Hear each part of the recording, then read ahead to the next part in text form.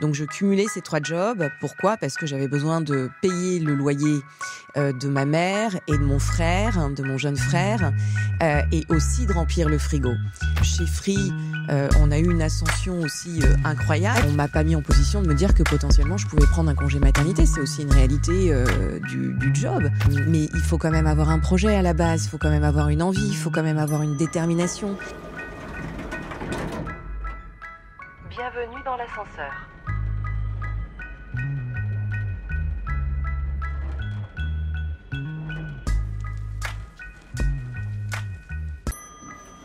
Bonjour à toutes et à tous, je suis Anne-Cécile Sarfati, je suis journaliste et j'anime le podcast Bienvenue dans l'ascenseur. Dans ce podcast, je reçois des femmes et des hommes qui ont connu un parcours d'ascension sociale et on revit ensemble toutes les étapes de ce parcours, du rez-de-chaussée jusque, c'est ce que nous allons voir avec ma prochaine invitée qui est Angélique Gérard. Bonjour Angélique Gérard. Bonjour Anne-Cécile. Alors Angélique, vous faites partie de ces gens qui ont pris l'ascenseur social en France. Et j'aimerais qu'on revive ensemble le parcours qui a été le vôtre. Et pour commencer, je voudrais qu'on entre ensemble dans la cabine de cet ascenseur et que vous regardiez le miroir, parce que souvent dans ces cabines d'ascenseur, il y a un miroir. Et dans le miroir, je voudrais que vous vous regardiez et que vous me disiez qui vous voyez aujourd'hui, Angélique. Alors, qui je vois aujourd'hui ?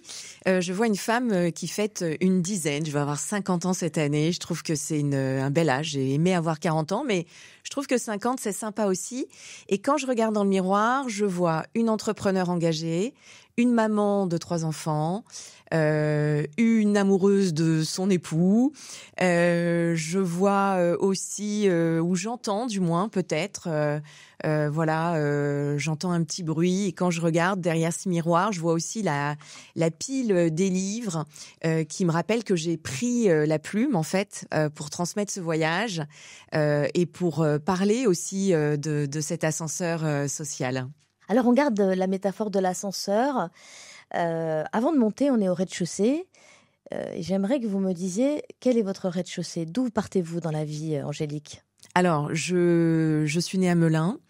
D'une une famille discrète, donc en banlieue parisienne, fille d'ouvrier, donc mon père était ouvrier dans une imprimerie et ma mère était assistante maternelle et donc finalement elle travaillait à la maison.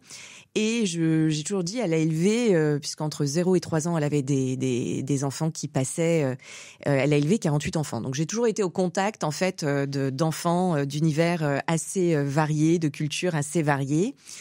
Et très curieusement, en fait, on habitait dans une résidence pavillonnaire, on avait quitté un appartement sans chichi, donc c'était finalement, chaque euro était bien dépensé. Mes parents avaient quand même réussi à acheter une maison, donc c'était génial.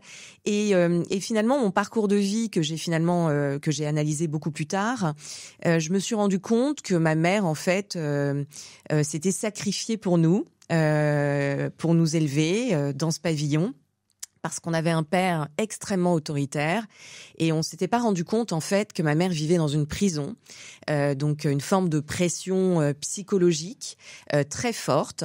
On avait beaucoup d'interdictions en fait nous-mêmes en tant qu'enfants. Moi, j'ai eu beaucoup d'interdictions et on vivait en vase clos, donc on était vraiment renfermés sur nous-mêmes. Et donc je me suis rendu compte de ça plus tard puisque ma mère nous a préservés en fait de tout ça. Ce qui explique aussi pourquoi j'ai eu besoin d'écrire pour la fin du sexisme et de reparler en fait d'où je venais en tant que femme qui s'était construite.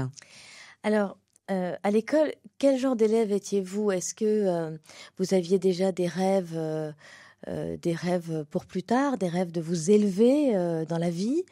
Et est-ce que vous aviez un objectif de monter dans l'échelle sociale ? Ah, absolument pas. J'étais d'ailleurs pas prédestinée en fait à faire une carrière. Donc, rien ne s'est passé comme ça aurait dû se passer. J'étais plutôt une élève silencieuse, une enfant polie. Les professeurs avaient plutôt une bonne opinion de moi. J'ai eu un petit brin de folie en troisième, un petit truc comme ça qui fait que j'ai eu peut-être besoin de m'affirmer. Mais j'étais quand même une enfant très sage. J'avais en fait déclenché des qualités d'observation parce que j'avais des problèmes de langage toute petite et donc j'ai dû suivre des séances d'orthophonie. Donc j'ai toujours été beaucoup dans l'écoute, l'observation et non, rien ne me prédestinait en fait à faire ce que j'ai fait et par ailleurs je n'étais pas poussée par mes parents. Vous étiez bonne élève ? J'étais dans la moyenne. J'ai fait dans la moyenne et puis j'ai fait des choix. J'étais une grande sportive en revanche et je pense que le sport m'a beaucoup aidée aussi à m'affirmer. Et donc je faisais j'ai fait des choix. J'ai fait A2. Alors à l'époque A2 c'était lettres et langues étrangères. Donc en clair on avait 28 heures de cours versus 35-40 pour d'autres sur d'autres choix comme S ou comme B qui était économie. Donc ça me permettait de faire du sport et ça m'allait très bien. Si vous deviez retrouver le moment où l'ascenseur a commencé à monter pour vous, qui a appuyé sur le bouton ? C'est quelqu'un, un prof, ou je ne sais pas, quelqu'un de votre entourage, ou c'est vous ? Ah non, c'est moi. J'ai trouvé le bouton toute seule. Et peut-être inconsciemment ou par instinct de survie. Mais effectivement, j'ai appuyé sur ce bouton et puis j'ai pris conscience qu'en fait, il fallait plus le relâcher, qu'il fallait maintenir la pression. Et quand on maintient la pression, notamment pour moi, j'ai travaillé avec acharnement. Alors, on maintient encore la métaphore. Donc, l'ascenseur monte. À un moment, les portes vont s'ouvrir sur le premier étage. C'est quoi le premier étage pour vous, Angélique Gérard ? Alors, j'ai envie de dire que le premier étage, c'est celui qui m'a conduit à faire cette carrière. C'est le 62 rue Amelot dans le 11e arrondissement. C'était d'ailleurs pas un premier étage pour l'anecdote, c'était une cave. Et on était en train de créer un opérateur, c'était Free. D'accord, mais revenons un tout petit peu en arrière. Est-ce que vous avez fait des études supérieures ? Alors, je suis devenue soutien de famille à l'âge de 18 ans, donc j'ai un bac+2. J'ai pas pu faire davantage et en parallèle, en fait, de mon DUT, j'ai cumulé 3 jobs. Donc, à la fin de la journée, je bossais dans un bar. J'embauchais à 20h et je finissais à 2h du matin. Enfin, mais 1h, mais entre 1h et 2h, fallait sortir les poubelles, vider les bouteilles, nettoyer, etc. Je travaillais également dans une discothèque tous les vendredis, les samedis, et j'étais arbitre officiel de basketball. Et les samedis, les dimanches, j'arbitrais, j'étais payée pour ça. Donc je cumulais ces 3 jobs. Pourquoi ? Parce que j'avais besoin de payer le loyer de ma mère et de mon frère, de mon jeune frère, et aussi de remplir le frigo. Donc j'ai pas eu beaucoup le choix. Mais qu'est-ce qui s'est passé pour que vous deveniez soutien de famille à 18 ans ? Eh bien, dans la vie, donc mon père qui avait finalement cette jalousie excessive, parce qu'on s'est rendu compte que c'était pas de la sévérité en fait, c'est presque de la maladie, avait un vrai problème. Et puis ma mère, au bout d'un moment, s'est dit qu'on était grand. Mon frère avait 15 ans, j'avais 18 ans, et que il fallait qu'elle puisse vivre sa vie. Et on a vécu un drame familial qui fait qu'on a été contraint de quitter la maison on s'est retrouvés comme ça, sans rien, sans absolument rien. Et donc, on a reconstruit une vie tous les trois pour effectivement s'en sortir. Donc, moi, je me suis pas posé de questions. En fait, et c'est pour ça, je pense aussi par ailleurs que j'ai pas été très rêveuse dans la vie parce que c'était pas quelque chose. J'aurais pu me raccrocher à des rêves, mais j'ai été extrêmement pragmatique et j'ai été tout de suite cette jeune femme en fait capable de prendre des responsabilités. Il nous manque quand même une petite clé. En fait, vous nous avez parlé d'abord de votre père et puis ensuite du fait que vous êtes soutien de famille de votre mère et de votre frère. Donc, je suppose que votre père a disparu. Mais est-ce que, en fait, c'est une émancipation de la part de votre maman qui était d'une certaine façon un peu enfermée dans un parcours un peu violent, puisque oui, violence, tout à fait. Donc un parcours de violence. C'est de la violence psychologique. Oui, mais c'est de la violence quand même. Absolument. Et du coup, ça veut dire que vous avez coupé les ponts avec votre père. Qu'est-ce qui s'est passé? Oui, en fait, tout simplement, on a vécu un drame et on a pris la fuite. Et ma mère a été en état de choc pendant plusieurs mois, donc elle a été incapable de travailler. Et donc ça a été extrêmement compliqué. Et par ailleurs, mon père, qui était quand même, cette forme de jalousie, c'est une maladie terrible. Donc nous a entre guillemets un peu pourchassé, parce que c'était pas de la recréation de liens ou avec ses enfants ni quoi que ce soit. Enfin, c'était un odieux chantage pour que maman revienne à la maison. Donc c'est des choses qui sont assez difficiles. Et mon père est décédé quelques années après. D'accord. Je comprends mieux. Merci pour cette confidence, mais elle est importante pour que, voilà, pour mieux appréhender votre parcours. Alors, justement, pendant cette ascension dans la vie professionnelle, revenons. Alors, entre le moment où vous devenez soutien de famille à 18 ans, vous faites des études courtes du coup, parce que vous n'avez pas tellement le choix de faire plus, et le moment où vous vous retrouvez à créer Free avec Xavier Niel, qu'est-ce qui se passe à ce moment-là? Je me pose pas de questions en fait. J'ai un besoin de travailler. C'est assez impressionnant parce qu'effectivement j'ai une capacité de travail assez phénoménale, et encore aujourd'hui, je pense que j'ai développé cette capacité au regard de ce que j'ai traversé et de ces instincts de survie qui font qu'on n'a pas le choix, en fait, on fait. Donc, ce qui est assez incroyable, c'est que j'ai pas eu de vie de jeune fille, j'ai pas eu de vie de jeune majeure, parce que j'ai toujours travaillé. Donc, j'avais une interdiction à la maison, et puis quand j'ai eu ma liberté, finalement, j'étais pas non plus celle qui pouvait aller s'amuser, j'étais plutôt celle qui servait les autres, qui s'amusaient en boîte de nuit, ou voilà. Donc c'est assez particulier, mais finalement, pour rien au monde, je remettrai en question ce que j'ai vécu. Parce que le travail vous a sauvé, en fait. Hein. On a l'impression, pas seulement sur le plan financier, mais aussi psychologique, peut-être. Oui, parce que effectivement, je me suis pas posé de questions, j'ai toujours foncé. J'ai foncé. Oui, c'est vrai que le travail pour moi a été extrêmement salvateur. Et comme je le disais, j'ai été cette jeune femme qui très tôt a pu prendre des responsabilités. Et donc chez Free, on a eu une ascension aussi incroyable. D'accord. Alors comment vous arrivez là? Donc, vous le hasard de la vie. Hein. Vous avez commencé, vous m'avez dit, on a commencé dans une cave. C'est ça. Donc c'est drôle avec ma métaphore de l'ascenseur. Absolument. Est-ce que vous pouvez revenir? Vous avez quel âge là quand vous arrivez? 24 ans. Donc vous avez 24 ans et vous arrivez, c'est déjà Free ou pas? J'arrive, en fait, alors j'arrive pas chez Free, j'arrive chez Iliad avec une mission qui est celle, alors évidemment les jeunes qui vont nous écouter, nous regarder sur cette émission vont se dire mais de quoi elle parle? On revient au fax, on revient au Minitel.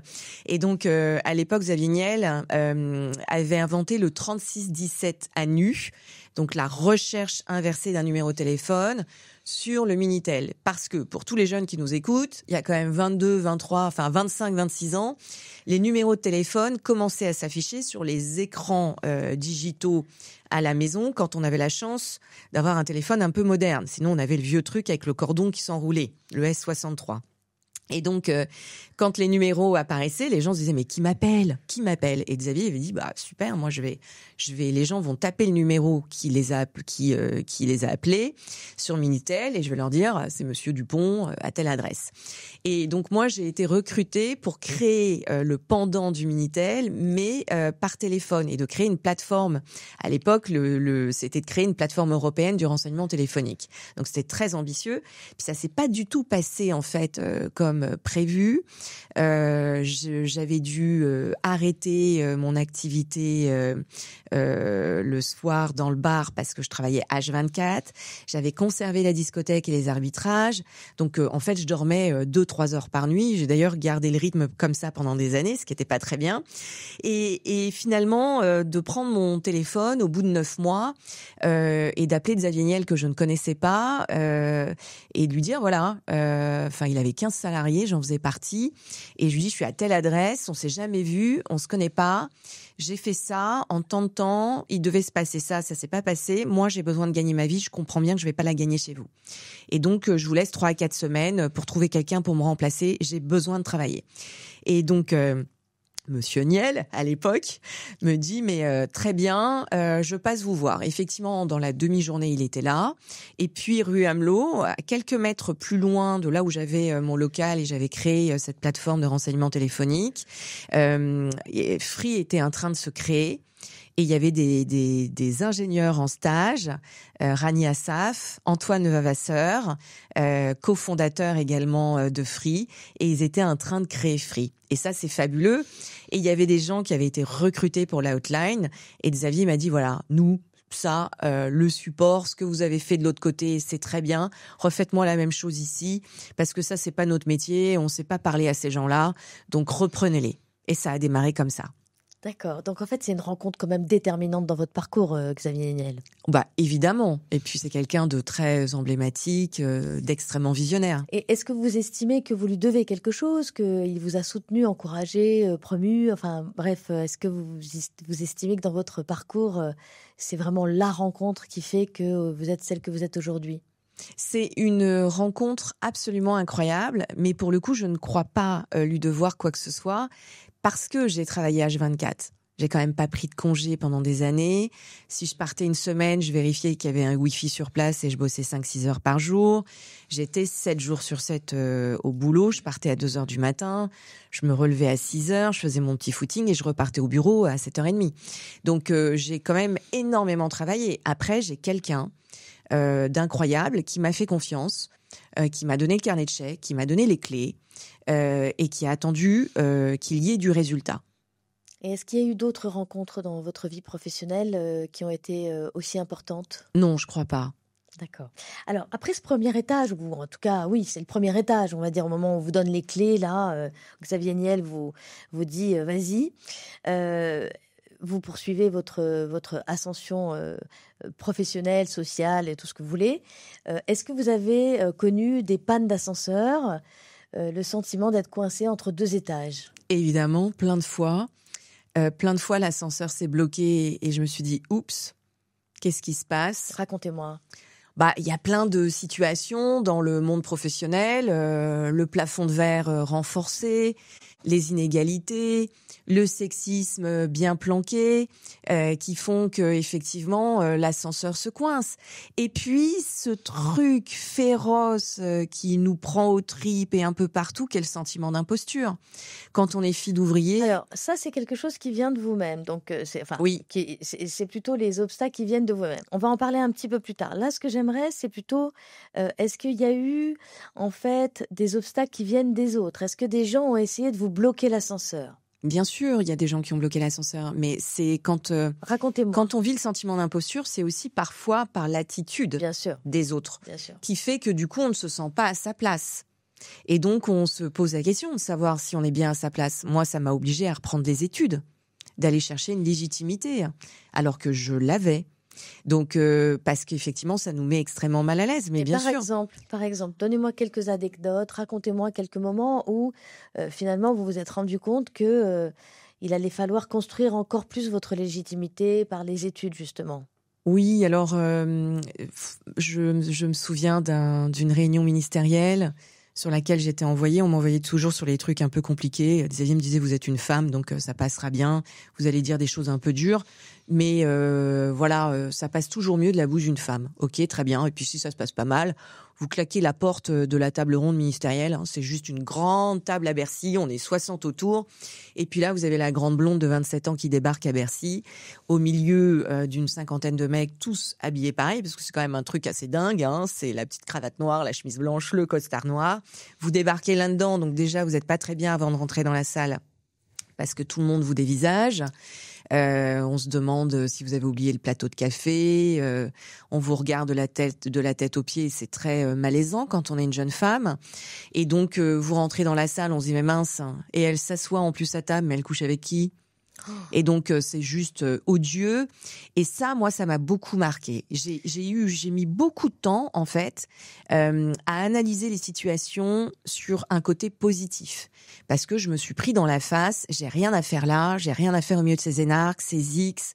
Enfin, c'était juste, pour moi, dingue. Mais, sur ces tables rondes, vous avez les micros avec le petit bouton. Et quand j'appuyais sur le bouton, tout le monde se taisait et tout le monde m'écoutait. C'est là où Xavier avait raison. Alors, il avait raison, mais est-ce que quand même, vous n'avez pas le sentiment qu'il faisait preuve un peu aussi de sexisme en faisant ça, quand même, en vous utilisant comme une jeune fille jolie, plutôt ravissante, blonde, pour aller un peu obtenir du business à Bercy, quoi, en gros, avec des énarques en costume 3 pièces? Probablement, il y avait un calcul sur le sujet. Toutefois, c'est des expériences assez inouïes quand on a 27 ans. Donc c'est difficile d'aller reprocher ça, alors que finalement, c'est en forgeant qu'on devient forgeron, et que voilà, effectivement, je me suis pas sentie bien. Ça m'a mis pendant plusieurs années en difficulté parce que j'ai eu des prises de conscience alors que je n'avais pas ces problèmes-là auparavant. Et donc je me suis dit, reprise des études. Alors, j'ai fait l'INSEAD, l'année suivante j'ai fait HEC, l'année d'après j'ai fait Normal Sup, l'Institut Multimédia, et au bout de 3 ans, en finançant mes études personnellement parce que le groupe ne voulait pas me financer, j'avais fait les crédits à la conso, je gagnais moins que mes homologues masculins aussi, donc j'ai dû investir sur moi-même. Je me suis dit, mais c'est fou, au bout de 3 ans, je me sens mieux. Et Xavier, qui est très joueur, m'a dit, ah bah vous arrêtez? Moi, j'ai cru que vous alliez faire ça toute votre vie. Donc évidemment, je faisais ça pendant mes congés. C'était un travail supplémentaire parce que ma cadence de travail chez Free, qui était en pleine croissance, n'avait pas du tout été perturbée par ma reprise des études. Quand on monte dans l'ascenseur et qu'on s'éloigne de son rez-de-chaussée, est-ce qu'on le vit toujours bien? Est-ce qu'on a envie d'oublier d'où on vient ou au contraire de garder bien le lien avec son histoire personnelle, voire de montrer la trajectoire et voilà, d'en être fier et aussi de partager son succès? Alors, c'est intéressant comme question parce que je pense que j'ai des racines bien ancrées, vraiment bien ancrées. Mais j'ai eu dans ma vie un passage où j'ai eu un besoin de reconnaissance sociale. Ça n'a pas duré longtemps. Comment ça se traduisait? Ça s'est caractérisé par l'achat d'une Porsche. Ah oui. J'aimais la vitesse. Ah oui. J'ai pris l'option circuit. Je faisais pas de circuit. Donc j'ai eu cette période. Une période un peu bling bling comme ça. Absolument. Vous voyez le truc. Alors c'était pas vestimentairement, sac, bijoux, etc. Rien, parce qu'en plus j'étais dans un environnement techno-masculin et j'avais eu tendance à me masculiniser, qu'à l'époque je portais le chignon, j'avais les cheveux attachés. Je me suis rendu compte de ça aussi beaucoup plus tard. Ah oui, vous lâchiez pas vos cheveux pour aller à Bercy? Non, j'avais d'ailleurs, si vous regardez sur les coupures de presse et des recherches Google, il y a 15-20 ans, oui, j'ai les cheveux toujours en chignon boule. Pour donc, un petit peu vous fondre dans la masse, vous masculiniser en fait. Donc, et on se rend compte de ça, en fait, que nous aussi, on passe par des biais que finalement on intériorise et qu'on extériorise. Donc, c'est assez dur. Donc, j'ai eu ce phénomène, voilà, de reconnaissance sociale qui a pas duré. D'ailleurs, c'était extrêmement vexant parce que quand j'ai acheté la Porsche, on m'a dit, bah, tu couches avec Xavier Niel, c'est pas possible. Ah, c'est sympa. Et donc ça, boum! Et donc ça m'a calmée. Donc voilà, la période a été très courte. Et puis j'ai eu aussi dans mon parcours, dans la mesure où ma vie avait pas été facile, dans la mesure où j'avais beaucoup travaillé et que j'avais une exigence vis-à-vis de moi assez importante, que j'ai par ailleurs toujours, j'ai été assez exigeante avec les autres. Et quand il y avait des gens qui étaient pas bien, je me disais, attendez, c'est pas possible, mettez-vous un coup de pied dans le cul, quoi, faut y aller. Alors je parlais pas comme ça, mais vous voyez, sur le fond, c'était ça que je pensais. Et en fait, je me suis rendu compte que tout le monde n'avait pas la même résilience, que tout le monde n'avait pas le même caractère, et que au contraire, il fallait prendre du temps pour comprendre ce qui pouvait se passer chez les autres et les aider à ce que des mécanismes d'autocensure, de frein, de doute puissent être levés. Donc après, j'ai renversé ça justement pour me dire, voilà, cocotte, t'es gentille, mais tout le monde n'est pas comme toi. Tu t'es pas replié sur toi-même, t'as pas chialé sur ton sort, t'as pris à bras le corps tous les sujets. Et ben voilà, les autres ne sont pas tous comme toi, donc aide-les. Donc là, vous me parlez aussi de la construction de vos compétences en management, parce Absolument. Que vous avez géré beaucoup d'équipes, Angélique. Jusqu'à 7000 personnes. J'étais présidente de 9 filiales du groupe. C'était de l'intrapreneuriat puisque j'ai créé chacune de ces filiales au sein du groupe. Donc oui, beaucoup de collaborateurs et de collaboratrices et donc un leadership qui s'est finalement qui a évolué au fil des années. J'ai envie de dire, je me suis construite aux côtés de mes équipes que j'ai sans doute et j'espère aussi construite, mais voilà, c'était un win-win. Puis c'est vrai que quand on démarre très jeune et qu'on gère cette croissance exponentielle, c'est important à un moment donné, et notamment quand on gère des effectifs aussi importants que ceux que j'ai gérés, on fait de l'humain. Et donc, il faut prendre conscience de cet humain, il faut le valoriser, il faut l'accompagner. Il faut jouer sur la carte formation et puis il faut partager, il faut transmettre. Alors, vous avez écrit dans votre livre Pour en finir avec le sexisme, vous avez écrit qu'on ne fait jamais vraiment partie de la meute. Or, vous venez de nous expliquer quand même que, en apprenant sur le tas finalement à gérer des équipes, même si vous avez complété par des diplômes de grandes écoles, mais enfin, vous avez quand même appris le leadership, le management sur le tas. Est-ce que vous avez raconté que là, quand vous me parlez de j'ai acheté une Porsche, etc., je me déguisais en homme, en gros, avec mon chignon et tout ça. Donc, vous étiez en train d'essayer de vous fondre dans la masse. Mais comme beaucoup de femmes qui se retrouvent seules dans des univers masculins. Et vous avez écrit dans votre livre, on ne fait jamais partie vraiment de la meute. C'est exact. Est-ce que vous pouvez me raconter ça ? Mais oui, parce que vous faites partie d'une équipe, vous êtes la seule femme. Donc, seule femme dirigeante, cofondatrice au sein du groupe. Je n'ai pas souvenir une seule fois en 25 ans d'avoir partagé un déjeuner avec l'équipe dirigeante. Pas une seule fois. Alors que vous étiez dans la direction quand même. Évidemment. Moi, j'étais au comité exécutif, je faisais les réunions, mais j'étais pas celle à qui on disait « mais viens déjeuner avec nous ». Ça ne m'est jamais arrivé. Ça m'est arrivé de faire des one-to-one que d'ailleurs je poussais, mais jamais d'être invitée. Puis je me suis rendu compte aussi, des trucs de mecs en réalité, tout simplement. Je me suis rendu compte qu'on avait une loge au PSG au bout de quelques années. Vous n'étiez jamais invitée ? Non, bon alors je préfère le rugby, donc c'était pas très grave sur le fond, mais j'aurais aimé le savoir, j'aurais aimé qu'on m'invite, j'aurais aimé qu'on me dise est-ce que t'as quelqu'un invité ? Moi j'avais des collaborateurs que j'aurais valorisés, loge au PSG, à côté des dirigeants, ça aurait été canon, j'aurais adoré que mes collaborateurs et collaboratrices passionnés de foot puissent y aller et que ça profite pas juste à une petite élite. Donc évidemment on fait jamais partie de la meute et donc je trouve que c'est compliqué quand on a toute moi les gens souvent m'ont dit t'as pas pris beaucoup de risques dans ta vie, t'es resté dans le même groupe. Bon, c'est pas vrai parce qu'en fait le groupe il a changé presque tous les mois à une certaine période. Vous avez changé vous-même d'activité au sein du groupe en créant toujours des nouvelles choses. Donc, absolument. En revanche l'équipe elle a pas changé et en réalité on n'a pas créé de lien en dehors de ce qu'on construisait sur le lieu de travail. Alors c'est peut-être aussi parce qu'on était des no-life concrètement. Ça veut dire, vous n'aviez pas de vie personnelle ? Pas de vie perso. Alors justement, c'est une très bonne transition. Je voulais vous interroger un peu sur la vie personnelle parce que par ailleurs, vous êtes la maman de 3 enfants.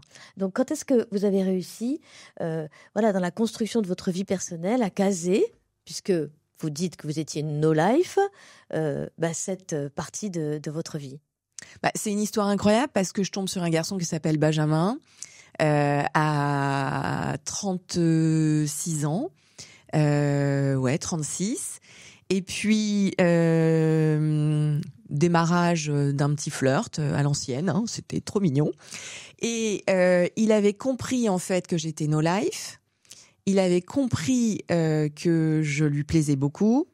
Et donc, pendant des mois, il est venu me chercher au bureau à 19h30 parce qu'il savait que je rentrais pas, j'acceptais pas les invitations, j'avais du travail. J'avais toujours du travail. Il faisait quoi, lui, dans la vie ? Lui, il faisait de la gestion de patrimoine. D'accord, donc il était plus libre de son temps que vous. Il faisait des journées normales, lorsque moi je faisais des journées plus ou moins à rallonge, donc anormales.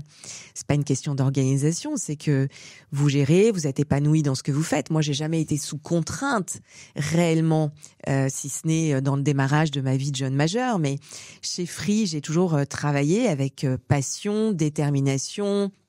Voilà, j'ai adoré ce que j'ai fait. Mais quand même, voilà, lui s'est dit bon, si je vais pas la chercher, elle sort pas du bureau. Et en fait, il m'a remis un peu dans les rails et il m'a permis de vivre. C'est hallucinant, mais voilà, d'aller en boîte de nuit à 36, 37 ans pour la première fois de ma vie en tant que cliente. Eh oui. Non, mais juste lunaire. Et puis ça s'est construit assez rapidement. J'ai eu 3 enfants en 3 ans et demi. Ah ouais. Donc voilà, c'était pas prévu que je m'arrête de travailler et personne m'avait demandé comment j'allais m'organiser avec mes effectifs, l'expérience client chez Free. Donc évidemment, la question se posait pas. Donc je suis sortie de là. Vous voulez dire que vous n'avez pas pris de congé de maternité? Oui. Ah oui. Mais j'avais à cœur d'allaiter mes enfants. Donc j'ai déménagé. Je me suis installée à 200 mètres du bureau. Et j'ai allaité chacun de mes enfants pendant 2 mois. J'ai eu beaucoup de chance parce que je suis partie du bureau pour aller accoucher. Je dis très souvent que c'est pas un exemple. Je ne suis pas du tout un rôle modèle sur le sujet. Il faut prendre soin de soi. Il faut prendre son congé maternité.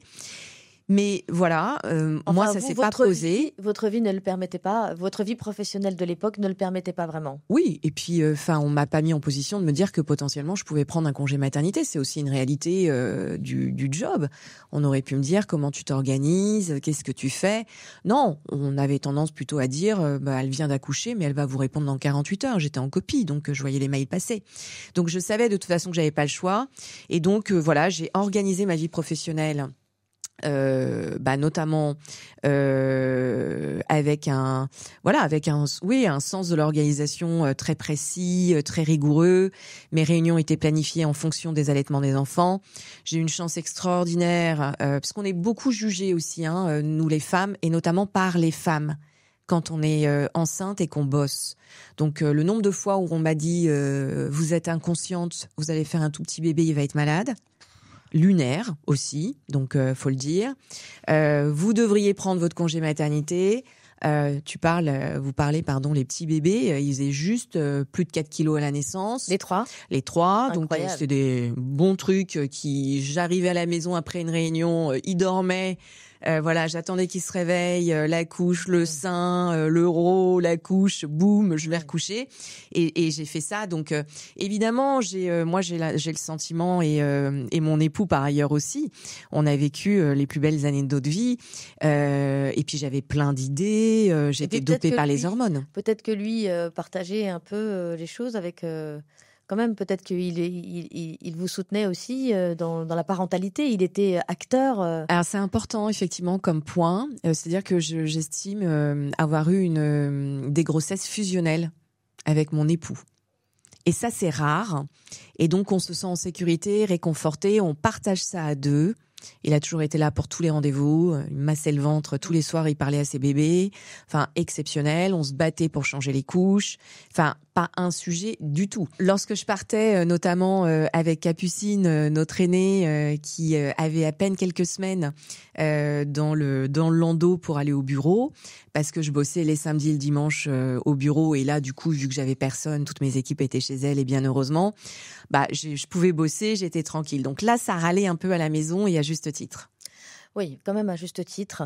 Mais on comprend quand même de par votre histoire personnelle que le travail et cet engagement qu'on peut qualifier d'excessif, quand même, dans votre travail, était sans doute une question aussi de survie psychologique, sans doute, et que voilà, le travail vous a sauvé, donc vous attachez beaucoup d'importance au travail, et franchement, aucun jugement là-dessus.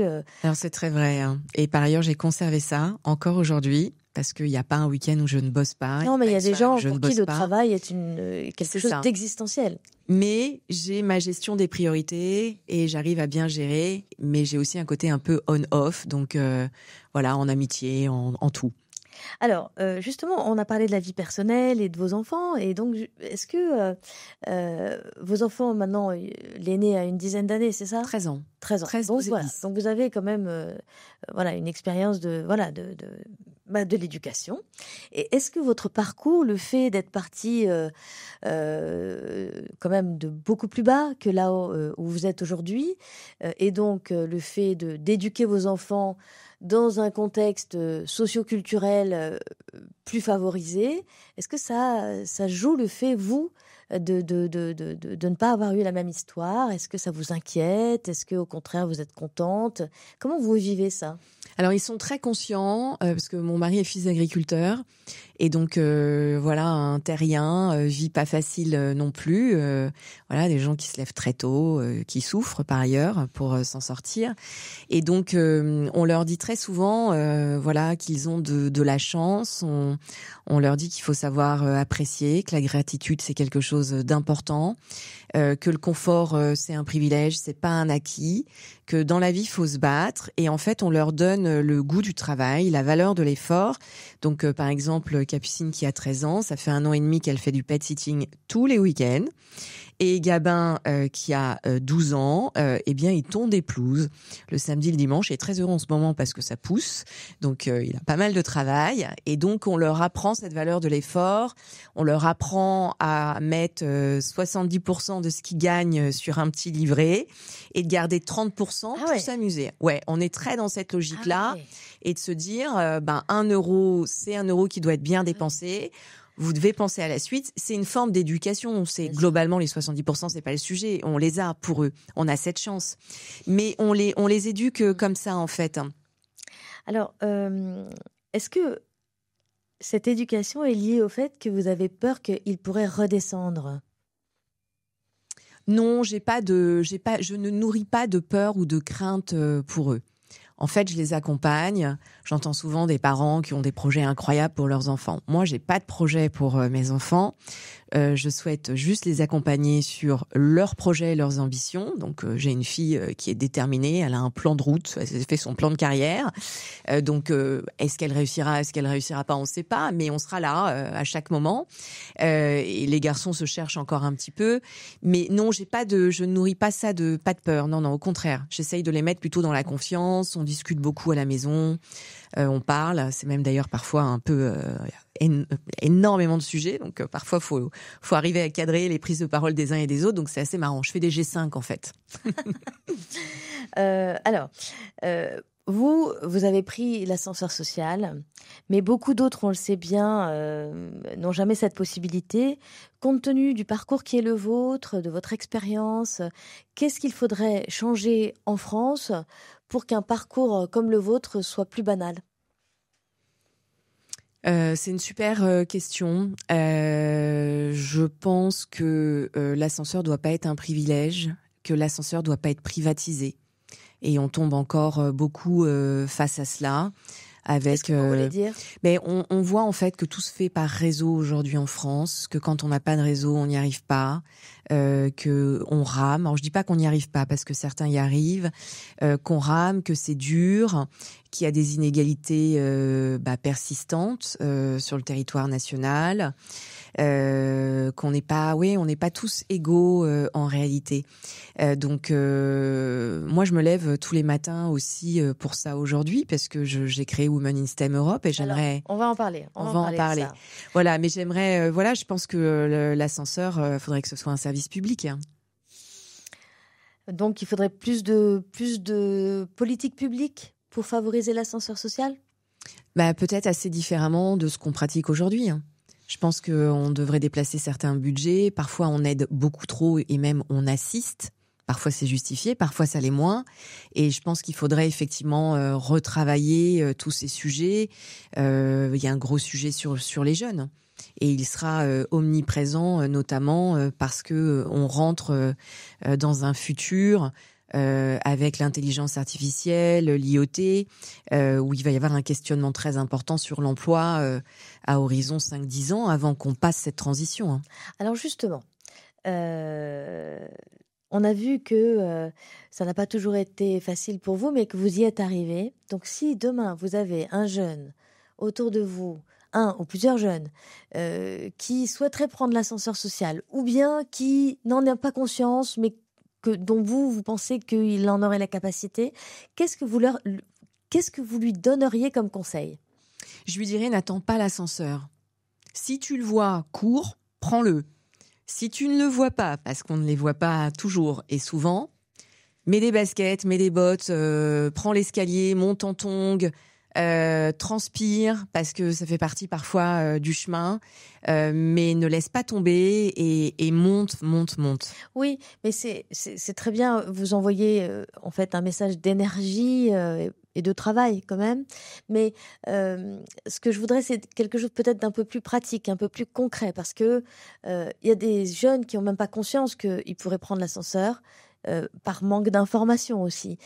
Qu'est-ce que vous pourriez lui donner comme conseil? Non, mais on n'a pas tous les mêmes étages, ça c'est évident. Ce qui est certain, c'est qu'il faut construire.